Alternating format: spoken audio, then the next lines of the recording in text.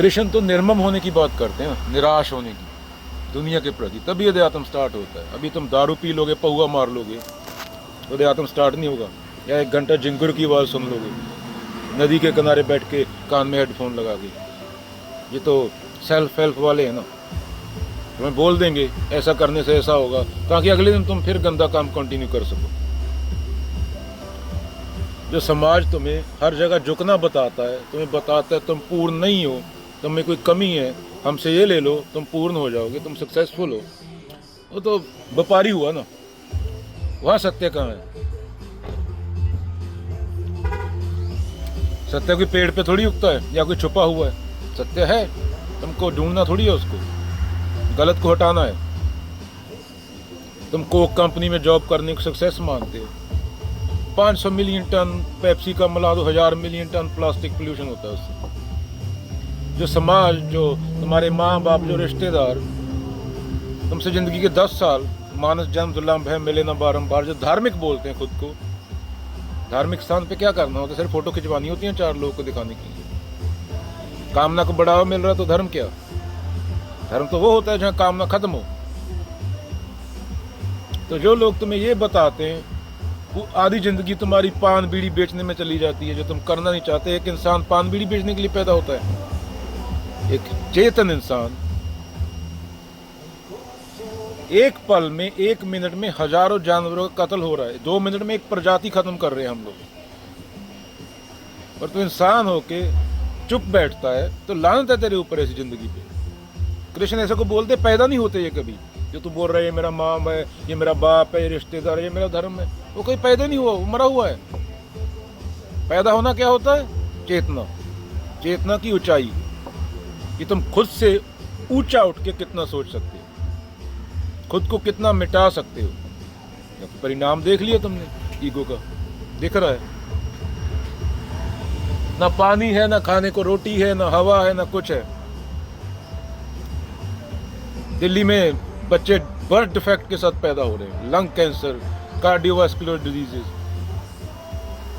ऐसी दुनिया में तुम बच्चे ला रहे हो, ऊपर से पागलों की तरह नाच रहे हो, और खुद को धार्मिक बोल रहे हो फोटो खिंचवा के। अगेन प्रजाति खत्म हो रही है, तुम एक प्रजाति हो, याद रखना।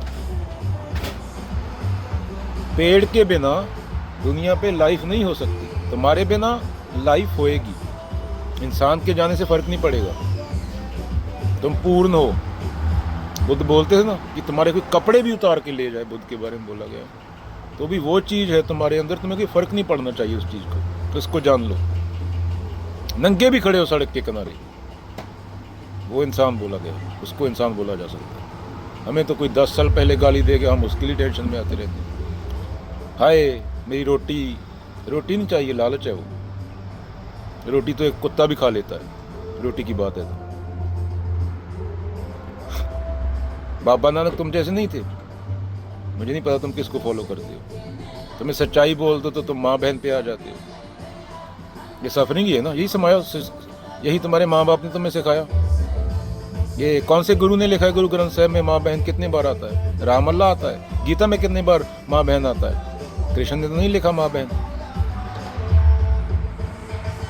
ना, बुद्ध ने लिखा है माँ बहन। कहाँ लिखा धम्मपद में बुद्ध ने तेरी माँ की, तेरी बहन की? तुम काहे का धर्म फॉलो करते? पता नहीं तुम कौन हो, क्या हो, किस लिए हो। जैसे खाल लोहार की, सांस लेत बिन प्राण।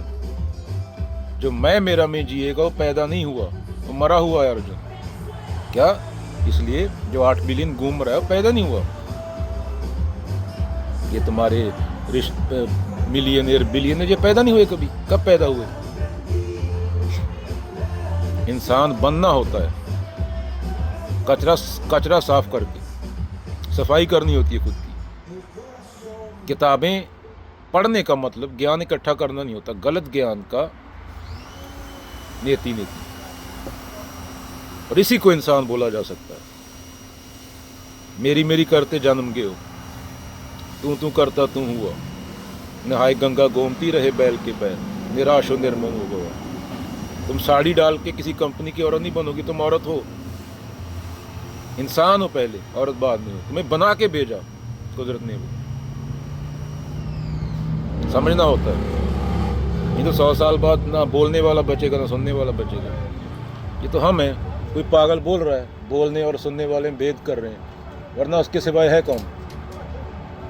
ये तेरी सेंसेस का धोखा है। किसी ग्रह पे ऐसे लोग होते होंगे जिनकी आंखें नहीं होती होंगी, तो टच करते होंगे, टच से बताते होंगे क्या है, सिर्फ 4 सेंसेस से। ये तो एवोल्यूशन है पूरा, ये द्वैत है।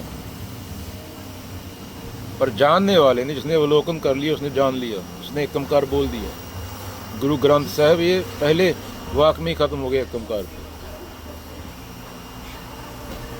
समझना होता है, और ये बार कोई चीज़ को समझना नहीं होता।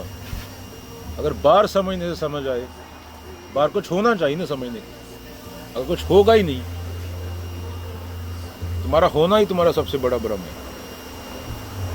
ईगो का होना ही उसका सबसे बड़ा भ्रम है। उसके बाद बचता क्या है? दूसरा है ही नहीं कोई। सत्य के अलावा कौन हो सकता है?